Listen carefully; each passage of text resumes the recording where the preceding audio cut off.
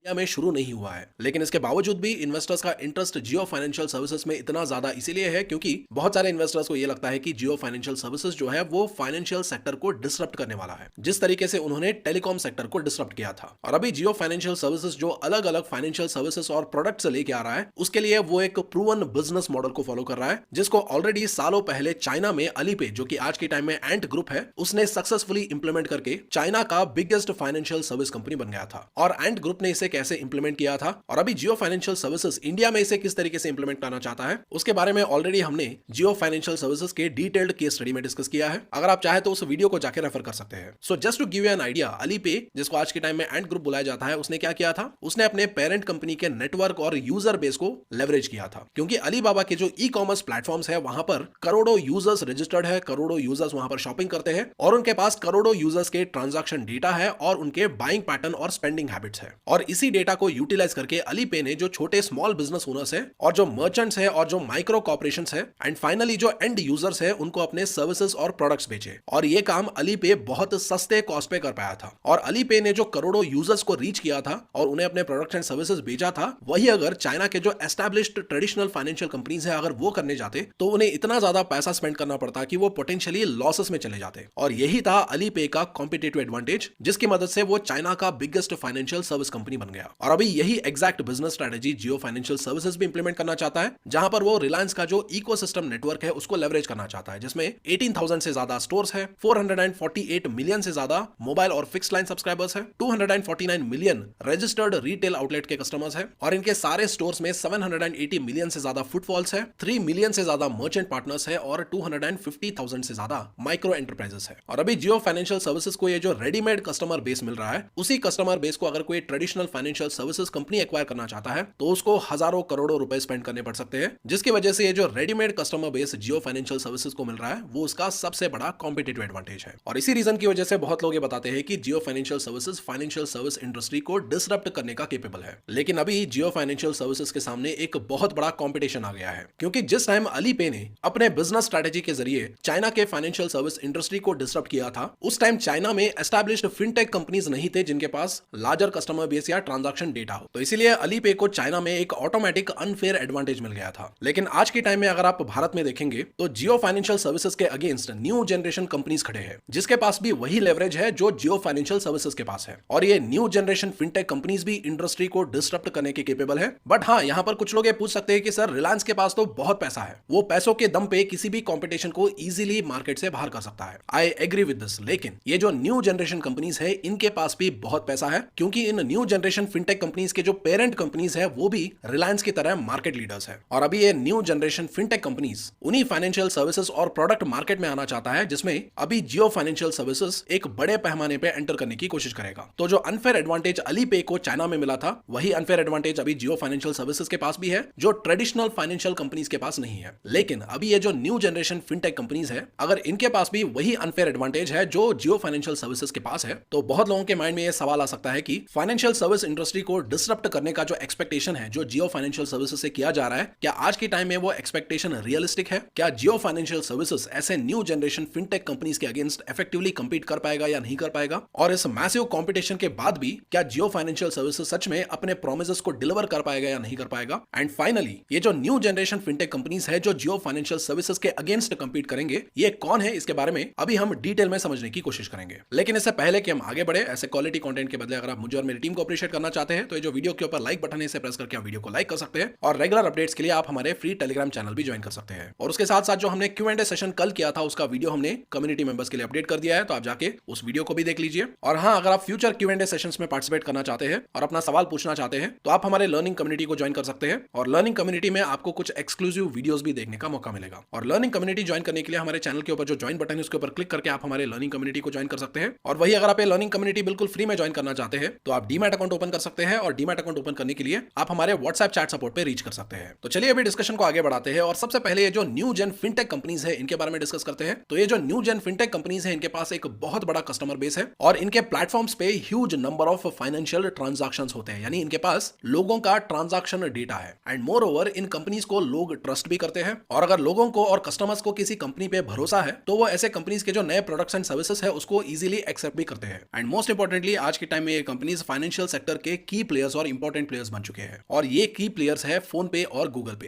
And of course इस space में ऐसे बहुत सारे कंपनीज हैं, लेकिन फोन पे और गूगल पे इंडिया के पास स्ट्रॉन्ग पेरेंट कंपनी का बैकिंग है। और ये कंपनीज इतना इंपॉर्टेंट क्यों है और ये जियो फाइनेंशियल सर्विसेज के साथ क्यों कंपीट कर पाते हैं? तो देखिए, इंडिया में जो भी यूपीआई के ट्रांजैक्शंस होते हैं उसमें 96% of the UPI transactions phone पे, गूगल पे और पेटीएम करता है। जहां पर फोन पे 46.4% ऑफ द ट्रांजैक्शंस को प्रोसेस करता है, गूगल पे 34.8% और Paytm around 14.7% of the transactions को प्रोसेस करता है। और यूपीआई एक ऐसा पेमेंट सर्विस है जहां पर नंबर ऑफ यूजर्स हर दिन बढ़ते ही जा रहे हैं और जो कस्टमर्स है वो credit card, debit card, net banking ऐसे सर्विसेज को छोड़ के यूपीआई को यूज करना ज्यादा पसंद करते हैं, क्योंकि ये यूज करना बहुत आसान है और सेफ्टी के मामले में इसने अपने आप को बहुत सॉलिडली एस्टैब्लिश किया है, जिसकी वजह से लोग इसके ऊपर बहुत ज्यादा भरोसा भी करते हैं। और भारत सरकार भी यूपीआई को प्रमोट करता है, क्योंकि आज की टाइम में ये हमारे फाइनेंशियल इंडस्ट्री का एक तरीके का बैकबोन बन चुका है। यानी इन सिंपल वर्ड्स, आगे आने वाले टाइम में भी यूपीआई के जो नंबर ऑफ यूजर्स है वो बढ़ते ही जाएंगे और जितना नंबर ऑफ यूपीआई यूजर्स बढ़ेंगे उतना ही ज्यादा कस्टमर्स और कस्टमर्स के ट्रांजैक्शन डेटा गूगल पे, फोन पे जैसे कंपनीज को मिलता रहेगा। यानी जो एडवांटेज रिलायंस के इकोसिस्टम से जियो फाइनेंशियल सर्विसेज को मिल रहा है, ऐसा ही एक अनफेयर कॉम्पिटेटिव एडवांटेज गूगल पे और फोन पे जैसे कंपनीज को भी मिल रहा है, क्योंकि इन्हें एग्जैक्टली ये पता है कि कौन कितना स्पेंड कर रहा है, कहां पर स्पेंड कर रहा है, कौन सा बिजनेसेस कितना यूपीआई से कमा रहा है, कौन से सीजन में उसको ज्यादा सेल्स होते हैं, कौन से सीजन में कम सेल्स होते हैं, कब इन्वेंटरी ज्यादा चाहिए होता है, कब इन्वेंटरी कम चाहिए होता है, ऐसा तमाम एनालिटिक्स इनके पास है। तो अभी यहाँ पर कुछ लोग ये बोल सकते हैं कि सर ये जो यूपीआई के ट्रांजैक्शन होते हैं या स्मॉल टिकट ट्रांजैक्शन है, जो बेसिकली स्मॉल, मीडियम और माइक्रो एंटरप्राइजेस या छोटे कंपनीज में इस्तेमाल किया जाता है। एंड ऑफ कोर्स ऐसे कंपनीज पे स्पेंड करने वाले एंड यूजर्स का डेटा है। तो इसकी मदद से कैसे ये कंपनीज जियो फाइनेंशियल सर्विसेज को टक्कर दे सकते हैं? तो यहाँ पर देखिए, इन कंपनीज के पास ये जो छोटे बिजनेसेस का ट्रांजैक्शन डेटा है या बिजनेस डेटा है या स्पेंडिंग डेटा है और कस्टमर डेटा है, यही इनका सबसे बड़ा की स्ट्रेंथ है। और ऐसा क्यों है? क्योंकि अगर आप जियो फाइनेंशियल सर्विसेज और ये जो न्यू जनरेशन फिनटेक कंपनीज में कॉमन फैक्टर्स देखेंगे तो इन दोनों का बहुत बड़ा इंटरेस्ट रिटेल लोन बिजनेस में है, जो बेसिकली स्मॉल और माइक्रो लोन कैटेगरी में आते हैं। यानी जो छोटे छोटे लोन्स होते हैं उस मार्केट में ये अपने आप को एस्टैब्लिश करने के लिए और वहां से स्केल करने के लिए बहुत ज्यादा इंटरेस्टेड है। और ऐसा क्यों है? क्योंकि ये जो स्मॉल और माइक्रो लोन्स का जो मार्केट है वो एक मेजर ग्रोथ मार्केट है, क्योंकि ये जो मार्केट है ये अंडर पेनिट्रेटेड मार्केट है, यानी इसका पेनिट्रेशन बहुत कम है। और इसीलिए जो कंपनी मैसिव तरीके से ग्रो करना चाहता है और स्केल करना चाहता है वो इस स्मॉल और माइक्रो रिटेल लोन्स का जो मार्केट है वहां पर पार्टिसिपेट करना चाहता है और वहां पर अपने आप को एस्टैब्लिश करना चाहता है। और अभी जियो फाइनेंशियल सर्विसेज और ये जो न्यू जनरेशन फिनटेक कंपनीज है, इन दोनों के पास वो तमाम डेटा पॉइंट्स अवेलेबल है जिससे वो एग्जैक्टली ऐसे कस्टमर्स को फ्री ऑफ कॉस्ट आइडेंटिफाई कर सकते हैं, और वो भी रेगुलरली या फ्रीक्वेंटली लाखों करोड़ों की संख्या में। लेकिन वही अगर मान लीजिए यही काम एक ट्रेडिशनल फाइनेंशियल सर्विसेज कंपनी करना चाहता है तो उन्हें इतना ज्यादा नंबर ऑफ कस्टमर्स को एक्वायर करने के लिए बहुत ज्यादा पैसे स्पेंड करने पड़ेंगे। और अभी ये जो बैटल है जियो फाइनेंशियल सर्विसेज और न्यू जनरेशन फिनटेक कंपनीज के बीच में, ये बैटल ऑलरेडी शुरू हो चुका है। और इस बैटल को शुरू किया है गूगल पे ने, जहां पर गूगल पे ने जियो फाइनेंशियल सर्विसेज का जो सबसे अट्रैक्टिव मार्केट था रिटेल लोन का, उस मार्केट में उन्होंने अपने सर्विसेज लॉन्च कर दिया है, जहां पर गूगल पे अपने ऐप के जरिए सैशे लोन्स को प्रोवाइड करेगा जो देश के छोटे बिजनेसेस है या स्मॉल बिजनेसेस है उनकी मदद करेगा। तो अभी यहां पर कुछ लोगों के माइंड में सवाल आ सकता है कि सर ये जो जियो फाइनेंशियल सर्विसेज है और ये जो न्यू जनरेशन फिनटेक कंपनीज है, ये सारे छोटे बिजनेसेस के पीछे क्यों पड़े हैं? क्योंकि ये सारे कंपनीज बड़े बिजनेसेस को ही एज अ कस्टमर्स एक्वायर करने के केपेबल है। तो देखिए, इसके पीछे कुछ रीजंस भी है, क्योंकि अगर जियो फाइनेंशियल सर्विसेज और ये फिनटेक कंपनीज बड़े बिजनेसेस को एज अ कस्टमर्स एक्वायर करने जाएंगे तो ये उनके लिए बहुत ज्यादा एक्सपेंसिव बन जाएगा, क्योंकि ये जो बड़े कस्टमर्स है ये ऑलरेडी कुछ एस्टैब्लिश्ड प्लेयर्स के कस्टमर्स है जो इन्हें ये सर्विसेज प्रोवाइड करता है। और अभी अगर किसी एस्टैब्लिश्ड प्लेयर से कस्टमर्स को छीनना है तो उसके लिए पैसा लगेगा और वहां पर पैसा बहुत ज्यादा स्पेंड करना पड़ेगा। और इसीलिए कंपनीज क्या कर रहे हैं, ये ऐसे कस्टमर्स को ढूंढ रहे हैं जिन्हें अभी कोई सर्विस प्रोवाइड नहीं कर रहा है। और इन्हें कोई सर्विस प्रोवाइड नहीं कर रहा है ये इन्हें कैसे पता चल रहा है? क्योंकि इनके पास यूजर और ट्रांजैक्शन डेटा है, जिससे सस्ते दाम पे या बिल्कुल फ्री ऑफ कॉस्ट ऐसे कस्टमर्स को रीच कर सकते हैं। और उसके साथ साथ ये जो बड़े बिजनेसेस का मार्केट है ये ऑलरेडी सैचुरेटेड है, और उसके साथ साथ ये बहुत ही छोटा मार्केट भी है। लेकिन वही ये जो स्मॉल बिजनेसेस का मार्केट है ये हाई ग्रोथ मार्केट है, जहां पर एक्सपोनेंशियल ग्रोथ अपॉर्चुनिटीज अवेलेबल है। क्योंकि अगर किसी शहर में एक बड़ा बिजनेस है तो उसके कंपैरिजन में वहां पर लाखों छोटे बिजनेसेस हो सकते हैं, और लाखों की संख्या में अगर ऐसे छोटे बिजनेसेस इनके कस्टमर्स बनते हैं तो वहां पर इनका ग्रोथ एक्सपोनेंशियल हो सकता है। और उसके साथ साथ जैसा कि हमने डिस्कस किया था, इन कंपनीज के पास डेटा है ऐसे कस्टमर्स को आइडेंटिफाई करने के लिए, जिससे ये ऐसे छोटे बिजनेसेस को बहुत ही चीप या फ्री ऑफ कॉस्ट एक्वायर कर सकते हैं या रीच कर सकते हैं। और उसके साथ साथ छोटे बिजनेसेस को एक्वायर करने के साथ एक बहुत बड़ा फ्यूचरिस्टिक एडवांटेज भी मिलता है। और वो एडवांटेज क्या है? अगर इन कंपनीज ने लाखों छोटे बिजनेसेस को एक्वायर किया तो उनमें से कुछ बिजनेसेस बड़े भी बनेंगे। यानी अभी अगर मान लीजिए लाखों 10 लाख रुपए कमाने वाले बिजनेसेस है और अभी ये बिजनेसेस 10 लाख रुपए कमा रहे हैं, लेकिन 5 साल बाद या 10 साल बाद इनमें से कुछ ऐसे बिजनेसेस ग्रो हो सकते हैं जो 10 लाख से 1 करोड़, 1 करोड़ से 10 करोड़, 10 करोड़ से 100 करोड़ भी कमा सकते हैं। यानी सिंपल वर्ड्स में, अभी जिस कंपनी के पास छोटे बिजनेसेस का कस्टमर बेस है है 5 साल बाद या 10 साल बाद उनके पास बड़े बिजनेसेस का पोर्टफोलियो होगा, जिसकी वजह से ऑटोमेटिकली फ्यूचर में इनके पास लार्ज टिकट या लार्ज फाइनेंशियल ट्रांजैक्शंस करने वाले कस्टमर्स भी ऑटोमेटिकली आ जाएंगे। यानी मतलब जियो फाइनेंशियल सर्विसेज और ये जो फिनटेक कंपनीज है ये एक तीर से दो शिकार कर रहे हैं। ये छोटे बिजनेसेस को एक्वायर करके इन्हें सर्विसेज दे रहे हैं और उनसे भी पैसे कमा रहे हैं। और जब इसी कस्टमर बेस में कुछ प्लेयर्स बड़े बन जाते हैं तो वहां पर बड़े ट्रांजैक्शंस की वजह से ये कंपनीज और भी ज्यादा पैसे कमाएंगे, लेकिन टेक्निकली इन बड़े कस्टमर्स को एक्वायर करने के लिए इन्होंने बड़ा पैसा स्पेंड नहीं किया है। यानी सिंपल वर्ड्स में अगर वो बिजनेस जब छोटा है तब एक्वायर करेंगे तो ऑटोमेटिकली उनका फ्यूचर ग्रोथ भी सिक्योर हो जाता है। और इसी 10 साल का जो आगे का सोच है उसकी वजह से ही जियो फाइनेंशियल सर्विसेज और फिनटेक कंपनीज छोटे बिजनेसेस के कस्टमर्स को एक्वायर करने में इतना ज्यादा इंटरेस्टेड है, जहां पर वो step by step in companies के लिए फाइनेंशियल सर्विस इंफ्रास्ट्रक्चर बिल्ड करेंगे, इन्हें सर्विस प्रोवाइड करेंगे, केटर करेंगे और इन्हें ग्रो होने में मदद करेंगे। और फाइनेंशियल सर्विस इंडस्ट्री में ये बोला जाता है कि अगर आपने किसी कस्टमर के साथ एक लॉन्ग टर्म रिलेशनशिप बिल्ड कर दिया एंड मोस्ट इंपॉर्टेंटली उनके ट्रस्ट को हासिल कर लिया, तो उसके बाद इस कंपनी को छोड़ के कस्टमर्स किसी दूसरे कंपनी के पास जाए उसका चांसेस बहुत ही कम हो जाता है। तो अभी ये जो पूरा गेम है छोटे बिजनेसेस के लिए फाइनेंशियल सर्विस इंफ्रास्ट्रक्चर बिल्ड करना, उसमें ऑलरेडी गूगल ने पहला कदम ले लिया है। और पहले कदम में गूगल ये जो मर्चेंट्स या छोटे बिजनेसेस के प्रॉब्लम्स होते हैं उसको एड्रेस कर रहा है, जहां पर स्मॉल बिजनेसमैन को ये जो छोटे लोन्स चाहिए होते हैं उसको सबसे पहले ये एड्रेस करना चाहता है, जिसके लिए उन्होंने सैशे लोन्स को लॉन्च किया है। और ये जो लाखों छोटे बिजनेसमैन हैं इनको ये फैसिलिटी आसानी से गूगल पे ऐप पे ही मिल जाएगा, जहां पर ये लोन 15,000 रुपीज का हो सकता है और इसे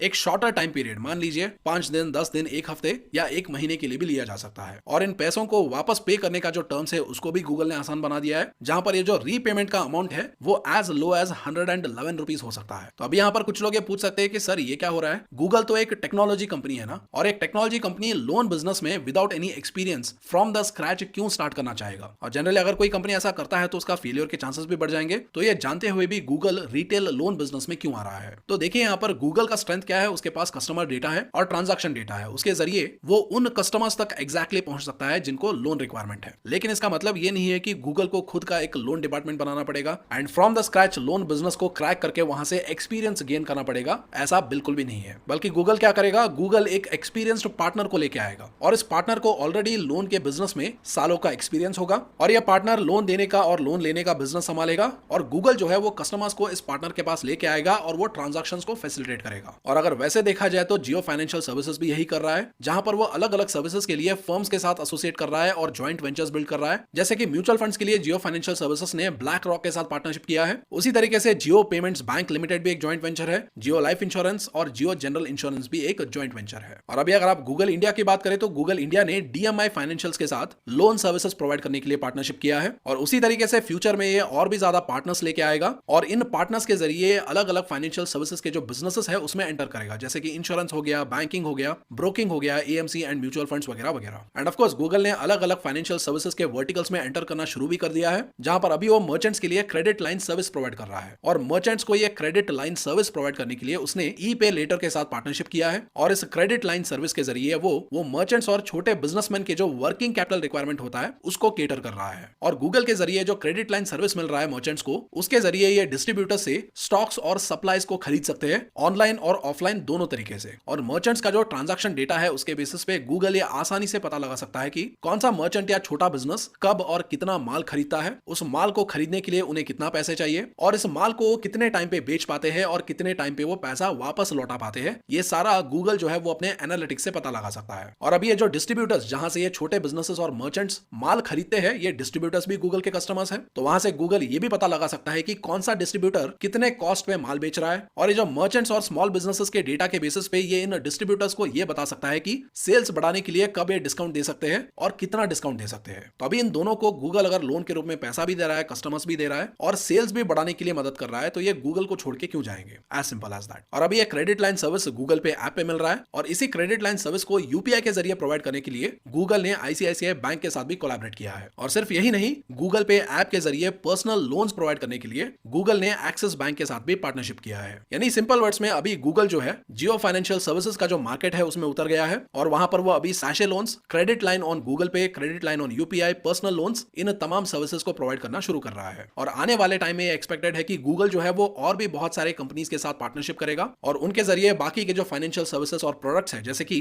एएमसी हो गया या इंश्योरेंस हो गया या बैंकिंग हो गया, इन तमाम सर्विसेज को भी प्रोवाइड कर सकता है। एंड मोस्ट इंपॉर्टेंटली यहाँ पर गूगल को एग्जैक्टली ये पता है कि किसको कितना पैसा चाहिए और किसको कौन सा फाइनेंशियल सर्विस चाहिए। तो तो अभी यहाँ पर क्या जियो फाइनेंशियल सर्विसेज के लिए गूगल एक अकेला वर्दी कॉम्पिटिटर है? तो इसका जवाब मुझे लगता है बिल्कुल भी नहीं, क्योंकि आने वाले टाइम में गूगल जैसे और भी बहुत सारे कंपनीज जिनके पास गूगल जैसे और जियो फाइनेंशियल सर्विसेज की तरह लेवरेज है या कॉम्पिटिटिव एडवांटेज है, वो भी इस मार्केट में आने वाले हैं। क्योंकि जिस बिजनेस डोमेन में गूगल पे काम करता है, उस डोमेन में काम करने वाले सारे कंपनीज एक पॉपुलर बिजनेस स्ट्रेटेजी को फॉलो करते हैं। और वो बिजनेस स्ट्रेटेजी क्या है? फास्ट फॉलोअर, या जिसको इमिटेटिव इनोवेशन या इमिटेटिव प्रोडक्ट डेवलपमेंट भी बोला जाता है। जहां पर मान लीजिए उस डोमेन में काम करने वाला कोई टॉप कंपनी किसी नए प्रोडक्ट को या सर्विस को लॉन्च करता है, तो जितना जल्दी हो सकता है उतना जल्दी ये जो बाकी के सारे कंपनीज हैं जो उस डोमेन में काम करते हैं, वो भी उसी तरीके के आइडेंटिकल प्रोडक्ट्स या सर्विसेज को डेवलप करते हैं और लॉन्च कर देते हैं। और इस डोमेन के कुछ एग्जांपल्स हो सकते हैं आईटी सेक्टर, जहां पर अगर मान लीजिए इन्फोसिस ने अगर कोई नया सर्विस लॉन्च किया, तो एसएपी यानी एज सून एज पॉसिबल जो बाकी के बड़े कंपनीज हैं जैसे कि टीसीएस है, विप्रो है या एचसीएल है, वो भी इसी तरीके के आइडेंटिकल सर्विस को लॉन्च कर देते हैं। और एफएमसीजी में आपने देखा होगा डाबर और पतंजलि दोनों एक दूसरे के प्रोडक्ट्स को कुछ माइनर चेंजेस और पैकेजिंग चेंजेस के साथ जितना जल्दी हो सकता है उतना जल्दी लॉन्च कर देते हैं। उसी तरीके से गूगल पे, फोन पे, पेटीएम, क्रेड, ये सारे कंपनीज भी काम करते हैं। जहां पर पेटीएम ने मोबाइल रिचार्ज लॉन्च किया तो बाकी सारे कंपनीज ने भी लॉन्च कर दिया। फोन पे ने अगर ऑटोमेटिक बिल पेमेंट्स को लॉन्च कर दिया तो बाकी सारे एप्स ने भी कर दिया। और इसी रीजन की वजह से जो बाकी के जो फिनटेक कंपनीज है वो बहुत जल्द गूगल पे को फॉलो करेंगे और वो भी फाइनेंशियल सर्विस इंडस्ट्री में वन बाय वन अपने सर्विसेज लॉन्च करना शुरू कर सकते हैं। जैसे कि वो स्मॉल एंड माइक्रो लोन्स में आ सकते हैं, personal loans, credit line, insurance, banking, broking, AMC, mutual funds, ऐसे जो तमाम फाइनेंशियल सेक्टर के वर्टिकल्स है, वहां पर आगे आने वाले टाइम में ये सारे कंपनीज अपना प्रेजेंस एस्टैब्लिश कर सकते हैं। क्योंकि इन सब के पास भी कस्टमर डेटा है और ट्रांजैक्शन डेटा है, और इन सबको भी एग्जैक्टली ये पता है कि कौन से कस्टमर को क्या चाहिए और कब चाहिए। एंड ऑफ कोर्स अभी अगर आप पेटीएम को देखेंगे तो ऑलरेडी पेटीएम के अलग अलग फाइनेंशियल सर्विस इंडस्ट्री के बिजनेसेस है, जिसमें स्टॉक ब्रोकिंग भी एक बिजनेस है। एंड मोस्ट इंपॉर्टेंटली इस डोमेन में जो टॉप कंपनीज है उनके पास भी वही एडवांटेज है जो जियो फाइनेंशियल सर्विसेज के पास है। कंज्यूमर डेटा है, ट्रांजैक्शन डेटा है, एक्सपर्टीज है, टैलेंट है। And most importantly Jio financial services का जो पेरेंट कंपनी है रिलायंस, उसके पास बहुत पैसा है। उसी तरीके से गूगल इंडिया का जो पेरेंट कंपनी है गूगल, उसके पास भी बहुत पैसा है। और फोन पे का जो पेरेंट कंपनी है वॉलमार्ट, तो उसके पास भी बहुत पैसा है। तो इसलिए ऐसा नहीं है कि जियो फाइनेंशियल सर्विसेज कुछ टाइम के लिए अपने सर्विसेज को सस्ता बेच के बाकी कॉम्पिटिटर्स को मार्केट से बाहर कर सकता है। क्योंकि अगर जियो फाइनेंशियल सर्विसेज पैसा बर्न करेगा तो ये बाकी कंपनीज भी रिलायंस के इक्विवेलेंट पैसा बर्न करके लंबे समय के लिए मार्केट में टिके रहने के केपेबल है। तो ऐसे बिजनेस स्ट्रेटेजी से छोटे प्लेयर्स बाहर हो सकते हैं, लेकिन जो बड़े प्लेयर्स है वो टिके रह सकते हैं। तो इसलिए पहले जो जियो फाइनेंशियल सर्विसेज को इंडस्ट्री डिसरप्टर बुलाया जा रहा था, जहां पर यह माना जा रहा था कि जियो फाइनेंशियल सर्विसेज इसको सिंगल हैंडेडली करेगा, लेकिन अभी ऐसा लग रहा है कि ये जो बाकी के बड़े फिनटेक कंपनीज है वो भी इस डिसरप्शन में पार्टिसिपेट कर सकते हैं। तो अभी इसके बाद एक ऑटोमेटिक सा सवाल यह आएगा कि अगर इतना ज्यादा और इतने बड़े बड़े कॉम्पिटिटर्स इस फील्ड में आने वाले हैं, तो क्या इसका एक बहुत ड्रास्टिक इंपैक्ट जियो फाइनेंशियल सर्विसेज के ऊपर पड़ सकता है? तो अभी देखिए, इसका सिंपल जवाब यह है कि अगर मार्केट छोटा होता और अगर छोटे मार्केट में बहुत सारे प्लेयर्स एक दूसरे के साथ कंपीट करने की कोशिश करते तो वहां पर डेफिनेटली इसका एक बहुत ड्रास्टिक इंपैक्ट पड़ता। लेकिन प्रेजेंटली अगर आप देखें तो जो फाइनेंशियल सेक्टर इंडस्ट्री है वो बहुत बड़ा मार्केट है और इंडिया में वो लार्जली अनपेनिट्रेटेड है। और इसी बात को बजाज फिनसर्व के सीएमडी संजीव बजाज भी बोलते हैं, और वो ये बोलते हैं कि the market is large enough even after being present in 4000 cities with assets close to 3 lakh crores, we still have less than 2% share in India's credit market। यानी अभी अगर बजाज फाइनेंशियल सर्विसेज जैसे 10 कंपनी और भी आ जाएंगे, तब भी इस बड़े मार्केट को केटर करने के लिए ये सारे कंपनीज कम पड़ेंगे। ये मार्केट उतना बड़ा है। बट हैविंग सेड दैट, ऐसा भी नहीं है कि इस मार्केट में एस्टैब्लिश होना बहुत आसान है और आसान तरीके से हो पाएगा, बिल्कुल भी नहीं। क्योंकि ये जो न्यू जेन फिनटेक कंपनीज है उनके साथ साथ जो ट्रेडिशनल फाइनेंशियल सेक्टर के कंपनीज है वो भी फाइट बैक करने के लिए प्रिपेयर कर रहे हैं। क्योंकि अगर मार्केट बहुत बड़ा है तो इसका मतलब ये नहीं है कि वहां पर काम करने वाला हर कोई कंपनी ग्रो करेगा, सिर्फ वही कंपनीज ग्रो करेंगे जो केपेबल है। और इसलिए जो ट्रेडिशनल फाइनेंशियल सेक्टर के कंपनीज है वो भी अपने आप को अपग्रेड कर रहे हैं ताकि वो जियो और ये जो न्यू जेन फिनटेक कंपनीज है उनके बराबरी के साथ केपेबल बन पाए। और इसलिए अगर आप देखें तो बजाज फाइनेंशियल सर्विसेज भी around 10,000 crore rupees fund raising plan कर रहा है। तो प्रेजेंटली देखिए, इंडिया में मार्केट तो बहुत बड़ा है, लेकिन एज ए इन्वेस्टर हमें यह देखना बहुत ज्यादा जरूरी है कि इस बड़े मार्केट में कौन जल्दी एस्टैब्लिश होता है और कौन ज्यादा ग्रो होता है। क्योंकि इन्वेस्टर्स को वहीं पर वैल्यू मिलेगा जहां पर कोई कंपनी बाकी कंपनीज के कंपैरिजन में तेजी से ग्रो करेगा। एंड ऑफ कोर्स आपके ओपिनियन में आपको क्या लगता है कि क्या Jio financial services financial service industry को भी उसी तरीके से डिसरप्ट कर पाएगा जिस तरीके से उसने टेलीकॉम सेक्टर को डिसरप्ट किया था, या आज के टाइम में जिस तरीके का कंपटीशन है वहां पर ऐसा डिसरप्शन मुश्किल है या नहीं हो पाएगा? जो भी आपको लगता है वो आप कमेंट सेक्शन में लिख सकते हैं।